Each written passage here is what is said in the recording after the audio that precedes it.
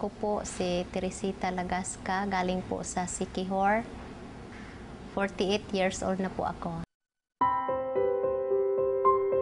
Nag-undergo ako ng endoscopy at nakita sa large intestine na may gasgas, may cyst sa left ovary at mayuma sa uterus po ako. Pag sinusumpo ako, tatawag kaagad ako sa mga friends ko, tulungan niyo ako, masakit. Hindi ko masyadong dinaramdam ang sakit ko. Binuhos ko lahat ang panahon sa trabaho.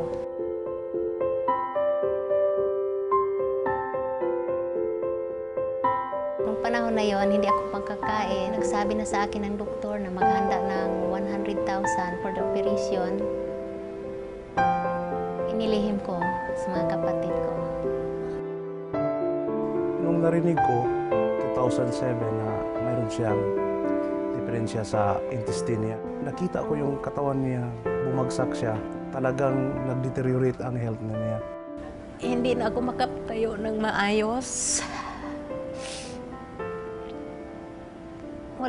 Hindi na ako makakain ng lugaw, oatmeal at saka ensure na lang at yung isang baso aabot ng 3 oras. Panahon po ba na yun, nararamdaman nyo na parang naubos may pag-asa?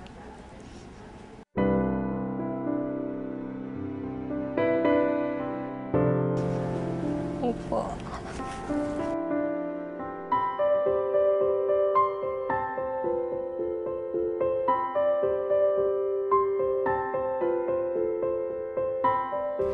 Nag-start ako uminom January 4. After 10 minutes, sinusumpong ako na sobrang sakit. 2 hours po yon hanggang nakatulog ako. Pagkagising ko ng 4 a.m., hindi ako natakot. Uminom ulit ako ng isang pure barley juice.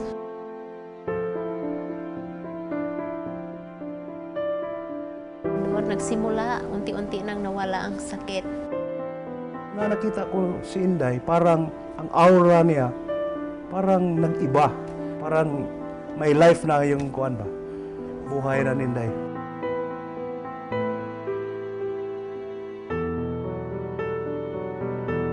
Sabi ng doktor, hindi siya makapaniwala eh. Nagtanong siya sa akin kung anong ginawa ko. Sabi ko, nagtiklang ako ng pure barley. Sabi niya, ituloy mo na lang. Wala na akong ibibigay sa'yo na medicine.